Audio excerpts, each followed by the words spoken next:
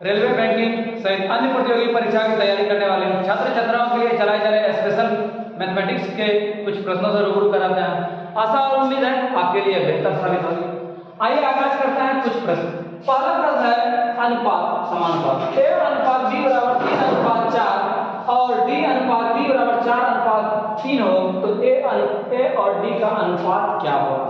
थोड़ा सा ध्यान यदि आप रखेंगे a बटा b का मान दिया हुआ कितना 3/4 और क्या वक्त दिया होगा d बटा b का मान दिया होगा कितना 4/3। हमको निकालना था a और d का अनुपात मतलब a बटा d का मान। a तो यहाँ है, यदि इसके साथ मल्टीप्लाई करते हैं गुना करते हैं दोनों को तो फायदा होगा नहीं फायदा होगा। यदि इसको रिवर्स कर देते हैं मतलब कि कहने का मतलब b बटा d करते हैं 3 बटा कितना 4। अब इन दोनों पार्ट में यदि हम गुना कर दें हमको जो पूछ रहा था उसी आ जाएगा। कैसे इन दोनों का यदि गुना करते हैं क्या मिलेगा, इधर a बटा b इधर b बटा कितना 2। रिजल्ट में क्या इधर 3/4 और इधर क्या 3/4। b b कैंसिल a बटा d मतलब 3 3 9 और 4 से कितना 16। हमको पूछा था a अनुपात d का मान क्या होगा तो सही आंसर मेरा क्या आ गया 9/16। नेक्स्ट क्वेश्चन है 120 ग्राम चावल का क्रय मूल्य 150 ग्राम चावल के विक्रय मूल्य के बराबर है। इसमें होने वाले हानि का बताइए क्या इतना प्रतिशत हानि होगा।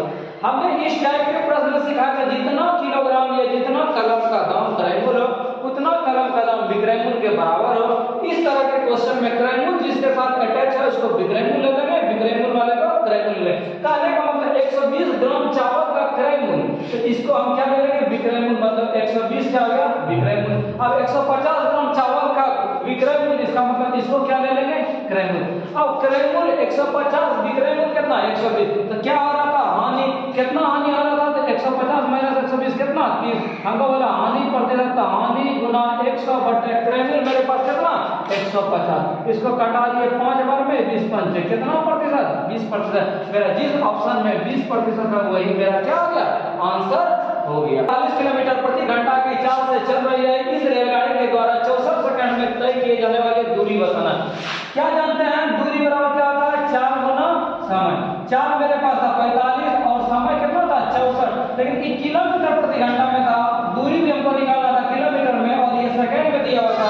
हम जानते हैं यदि 1 सेकंड बराबर कितना 1/3600 सेकंड 3600 सेकंड में 1 घंटा होता है बटा कितना 3600 जो कटेगा उसको कटाते हैं 9 बचे 45 9 चौके कितना 36 4 से कितना बार में 100 बार में 16 बार में। अब क्या करेंगे अब हम करते हैं 16 पंचे कितना 80 बटा कितना 100 ई कैंसिल इसको यदि बाहर निकाल 0 कितना 8 जिस ऑप्शन में है वही आपका क्या हो गया आंसर हो गया।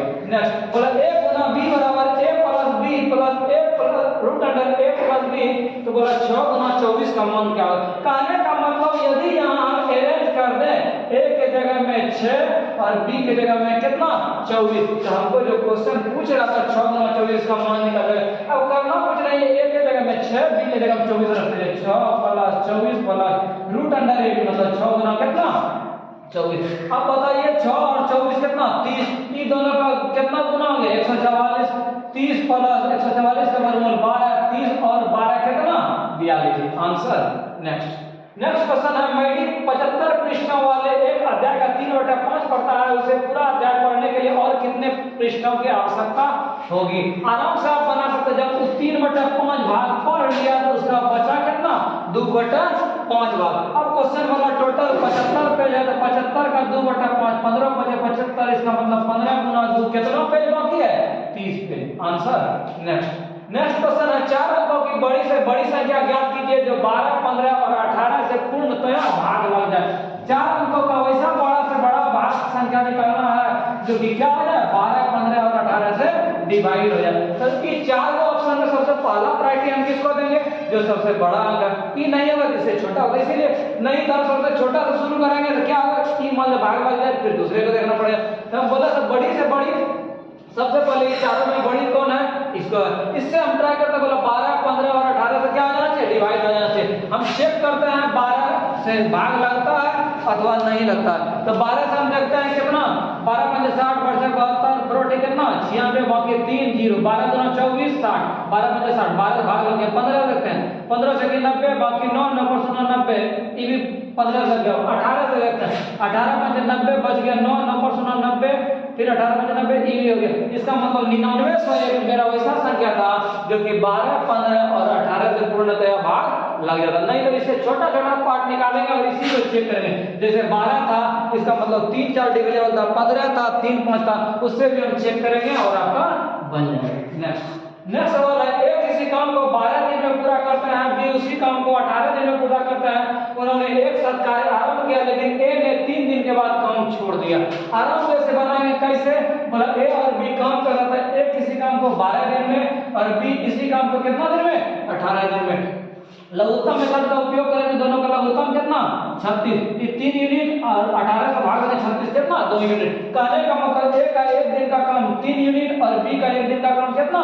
2 यूनिट। आराम से हम बनाते चलेंगे। बोला दोनों काम शुरू किया, दोनों को काम शुरू करते मतलब एक पहला दिन का काम होगा 3 और 2 कितना यूनिट? 5 यूनिट काम होगा। तो बोला ए ने 3 दिन के बाद काम करना छोड़ दिया। जब दोनों काम करना शुरू किया था तो ए 3 दिन के बाद छोड़ दिया। इसका मतलब फर्स्ट 3 दिन जो होगा वो दोनों मिलकर काम करेगा। क्यों? 3 दिन के बाद ए ने रिश्ता छोड़ दिया था, हम काम नहीं करेंगे, लेकिन 3 दिन तक दोनों काम शुरू किया था, दोनों मिलकर करेगा। तो 3 2 5 यूनिट था एक दिन में, तो 3 दिन में कितना यूनिट? 15 यूनिट। टोटल हमको काम करना था 36 यूनिट, 36 में 15 काम हो गया। बचा मेरा कितना यूनिट? 21 यूनिट। अब बोला ए हम काम नहीं करेंगे, बोला इस शेष कार्य को बी कितना दिन में करेगा? शेष काम मेरा 20 यूनिट और बी का कैपेसिटी एक दिन का 2 यूनिट है। 21 यूनिट कराने में कितना? 21/2 मतलब कितना दिन? 10.5 दिन। आंसर। नेक्स्ट आगे सवाल है, उस समांतर श्रेणी का नौवां पद ज्ञात करें जिसका पहला पद 5 और सर्वांतर 4 है। 10th क्लास में पढ़े हैं, पहला पद ए का मान 5 और कॉमन डिफरेंस कितना? 4। हमको बोला था नौवां पद बताइए, तो 3 9 मतलब नौवां पद बराबर कितना? a + 8d। a का मान 5 + 8 गुना 4, तो 5 + 8 करके 32, 32 और 5 कितना? 37। जिस √2 + 2 cos 4 अल्फा का क्या सूत्र होगा? इसके लिए हमको जानना क्या जरूरी है? 1 + cos 2 अल्फा जो होता है वो 2 cos स्क्वायर 2 अल्फा। क्या क्या करते हैं? यहाँ था √2 प्लस ई दोनों में 2 कॉमन है, 2 कॉमन ले क्या बचा? 1 + cos कितना? 4 अल्फा या 4a, कुछ भी आप लिखें, ए है ए लिखें। आगे 2 + √2 गुना इसका फार्मूला क्या हो गया? यहाँ हम बताए थे 1 + cos 2 अल्फा यदि होगा, यहाँ 2 cos स्क्वायर अल्फा इसका आधा हो जाता है। यहाँ भी आधा करेंगे, यहाँ 4 था, इसके बदले 2 cos स्क्वायर, यहाँ 4 अल्फा था, आधा कितना? 2 अल्फा। आगे क्या मिला? √2 + √2 दूनी कितना? 4 cos स्क्वायर 2 अल्फा। अब 2 प्लस इसका कितना हो जाएगा? रूट निकलेगा 4 का वर्गमूल 2 और cos स्क्वायर अल्फा का कितना? cos 2 alpha. अब इस दोनों में भी 2 कॉमन ले, 1 प्लस कितना? cos 2 alpha. तो √2 गुना 1 + cos 2 अल्फा का मतलब क्या हो जाएगा? 2 cos स्क्वायर, और cos स्क्वायर के साथ जो भी हो इसका आधा आ जाएगा, अल्फा हो गया। 2 दूनी कितना? 4 cos स्क्वायर अल्फा, इसका वर्गमूल 2 cos कितना? अल्फा, या ये कुछ भी लिखेंगे, जिस ऑप्शन में है वही क्या हो गया? आंसर। तो आदि पहले 10 मिनट में 6% और फिर अगले 10 मिनट में 10% की दर से बढ़ती है। 20 मिनट के पश्चात उसकी आबादी में कितना वृद्धि होगा? हम बताए थे परसेंटेज में यदि 2 परसेंटेज बात हो, हम फार्मूला बता दें a + b + ab का कितना? 100। आपको आराम से बनेगा। बोला पहला 10 मिनट में 6% वृद्धि, यदि बढ़े तो प्लस देंगे और यदि घटे तो माइनस देंगे, बाकी इसमें रख देंगे। पहला 6, a का मान 6 आ गया, दोनों को जोड़ना है और दोनों को गुणा करके क्या? 100 से भाग। यही फॉर्मूला था, a + b + ab/100। तो कटेगा 10 6 16, 6 बटे कितना? 10, इसका मतलब 16 और यहाँ 0.6 हो गया, 16 तो बराबर कितना? 6। जिस ऑप्शन में है वही आपका क्या हो गया? आंसर हो गया। आगे चलो। आगे सवाल है, निम्नलिखित को सरल कीजिए। इसको क्या करना? हल करना।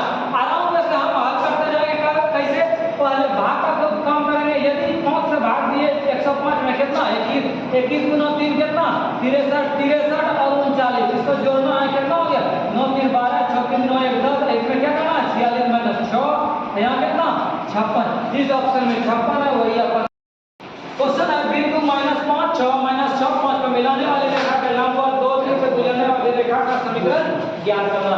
इसके लिए आपको जानना क्या जरूरी है? स्लोप मतलब ढाल जो फार्मूला होता है y2 - y1 x2 - x1। ऐसा करते हैं, पहले ये जो 2 बिंदु था पहले इसका ढाल निकालते हैं। तो ढाल कैसे निकालेंगे? ये पहला point x1 equal to y1, x2 equal ना y2। इससे ढाल कैसे निकालेंगे? y2 - y1 मतलब 5 माइनस कितना? 6। इसका कैसे निकलेगा? x2 माइनस या माइनस 5 था, ये ढाल निकाले कि माइनस 1 माइनस 6 और ये माइनस माइनस 16, इसका मतलब माइनस, ये कट गया, इसका मतलब कितना? 1। अब हम देखते हैं बोला इसके लंबवत एगो समीकरण दिया हुआ है, बोला समीकरण का मान निकालना, लेकिन ये लंबवत गुजर रहा है। हम जानते हैं यदि लंबवत दो लाइन गुजरे m1 into m2 का मान कितना होता है? -1 होता है। m2 into m1 into m2 का मान -1, तो m1 पहला स्लोप का मान निकाले थे 1 गुना m2 बराबर -1, तो m2 का मान कितना? -1। जब ये चीज निकल गया, आप बोला तो लंबवत का मान निकाल लिए।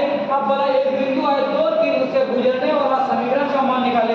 एक पॉइंट आपको दे दिया 2 3 और दूसरे पॉइंट का मान कितना लिख दिए? x। बोला ये पॉइंट जब गुजर रहा था, बोला इसका क्या कीजिए? समीकरण का मान निकालिए। यहाँ ढाल निकला हुआ और -1। अब इसका ढाल कैसे हम बोले थे? y2 माइनस y1, तो y माइनस 3 बटे x2 minus x1, x minus 2 cross multiplication -x plus 2 बराबर y माइनस 3, सबको एक साथ लेके जाते हैं -x माइनस y बराबर इधर -3 आई 3 -2 इधर माइनस, इधर -x माइनस y बराबर कितना? -1 -3 कॉमन ले लिए, x प्लस y बराबर कितना? 5। मेरा जिस ऑप्शन में है उसी ऑप्शन को क्लिक करेंगे, आंसर करेंगे x प्लस y, इसको इधर लेके गए x प्लस y माइनस 5। किस ऑप्शन में? सी ऑप्शन में। यही आपका क्या हो गया? आंसर हो गया। क्या क्या किए इसमें? किए स्लोप पहले निकाल दिए, दो समीकरण दिया था y2 minus y1 bye x2 minus x1। Slope जब निकल गया, बोला तो लंबवत के लिए जानते हैं कि पहला का स्लोप गुना दूसरा का स्लोप बराबर कितना? -1। सूत्र को आप जानना नहीं, इससे दूसरे समीकरण का स्लोप हो गया। अब समीकरण का मान निकालिए, जिसका पॉइंट x1 x और y ले लिए, एक पॉइंट 2 3 से गुजर रहा था, इससे रिलेटेड रख दिया स्लोप बराबर y2 माइनस y1 बटे x1 x2 बटे x1 रख दिया, मेरा समीकरण निकल गया।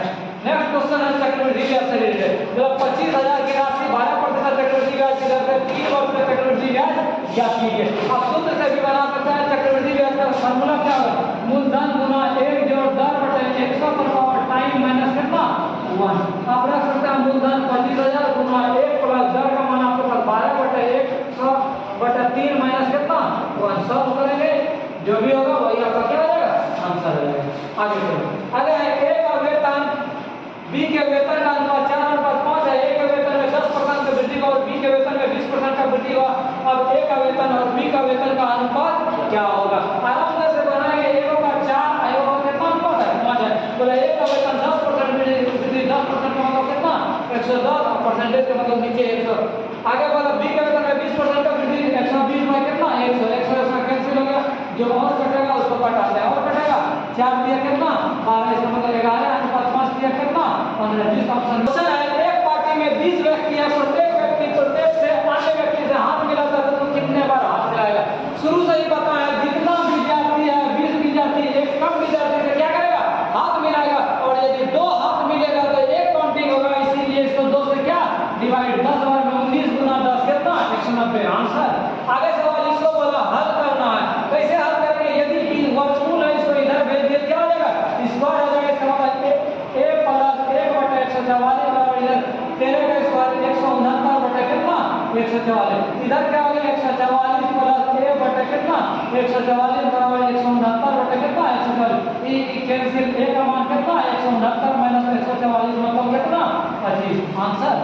नेक्स्ट सवाल है, यदि एक विद्यालय में मौजूद 100 विद्यार्थी में 58 लड़के हैं, उसमें लड़के का हिस्सा के रूप में व्यक्त करें। आराम से समझ नहीं है, 58 का विद्यार्थी है, टोटल विद्यार्थी कितना? 100। बोला इसको दशमलव में व्यक्त करना, 1 से 58 में भाग दिया, 58 2 तो 0 था, 2 के बाद क्या? दशमलव। Answer. a² minus 7a plus 12 का मूल ज्ञात करें। अब मूल आराम से 10वां क्लास में पढ़ा है, कैसे? 7a प्लस 12 बराबर कितना? 0। गुणनखंड 12 गुना a स्क्वायर कितना? 12 स्क्वायर। इसको कितना में तोड़ा? यदि 3 और 4 में तोड़े, 3a माइनस 4a प्लस कितना? 12 बटे a कॉमन हो गया, a माइनस 3 है, इसमें -4 था, a माइनस कितना? 3 बटे एक हो गया a माइनस 3 है, एक हो गया कितना? a माइनस 4 बटे a का मान कितना? 3 और 4 है मेरा पहला ऑप्शन में आंसर। दूसरा तरीका आप क्या कर सकते थे? यदि इसमें दोनों सूटेबल हो जाए, आप यदि यहाँ a का मान रख दें, यदि यहाँ बराबर 0 हो जाए तो आपका क्या हो जाएगा? वो मूल हो जाएगा। दूसरे तरीका से मान रख के क्या कर सकते हैं? बना सकते हैं। आगे सवाल है, यदि 2 गोले की त्रिज्या का अनुपात 2:3 है तो उसके पृष्ठीय क्षेत्रफल का अनुपात क्या होगा? कहने का मतलब 2 का गोला था, उसका अनुपात 2:3, इसका मतलब R1 का R2 का मान 2 बटे कितना? 3। अब हम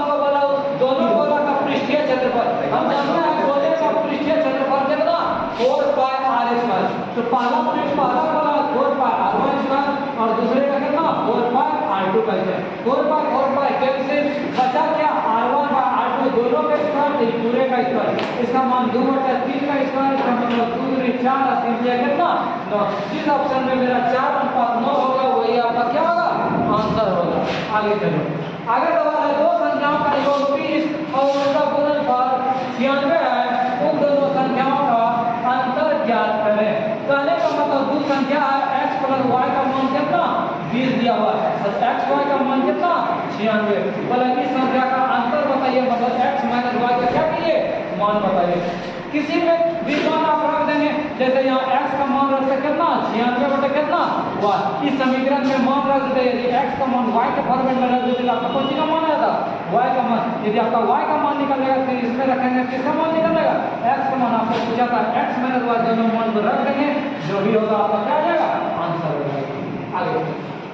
आगे सवाल है दो संख्या का लघुत्तम 96 और महत्तम 8 है। दो संख्या में पहला संख्या 32 है तो दूसरी संख्या क्या होगी। आप पढ़े हैं दो संख्या का लघुत्तम और महत्तम यदि दिया रहे तो लघुत्तम गुना महत्तम मतलब 96 गुना 8। लघुत्तम गुना महत्तम जो होता है वो पहली संख्या गुना दूसरी संख्या, तो 32 गुना कर दी सेकंड नंबर दूसरी संख्या जो कटेगा उसको कटाते हैं। 32 दिया कितना 96, बच गया मेरा 8 और 3 8 दिया कितना 24। जिस ऑप्शन में 24 है वही आपका क्या हो गया आंसर हो गया।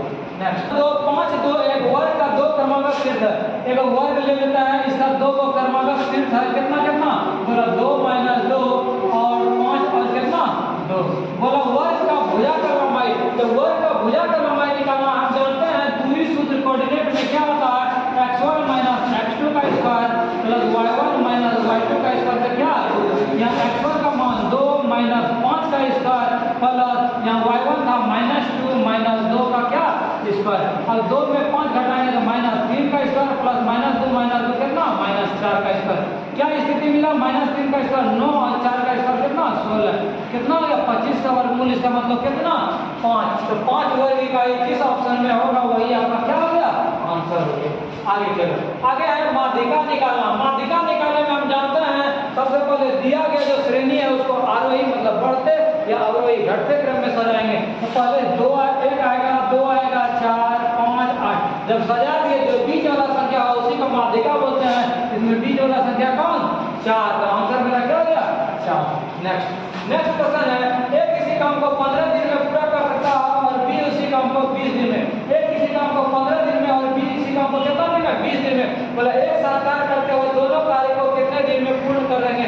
आराम से बनाएंगे, दोनों का लघुत्तम कितना 60, 15 से 60 20 दिया था, टोटल काम 60 यूनिट कराना और दोनों में से ई वाला 4 यूनिट बी 3 यूनिट 4 यूनिट कितना 7 यूनिट। इसको भाग देंगे कितना 7 8 56 कितना 8.57 आंसर इस सीरीज का अंतिम सवाल।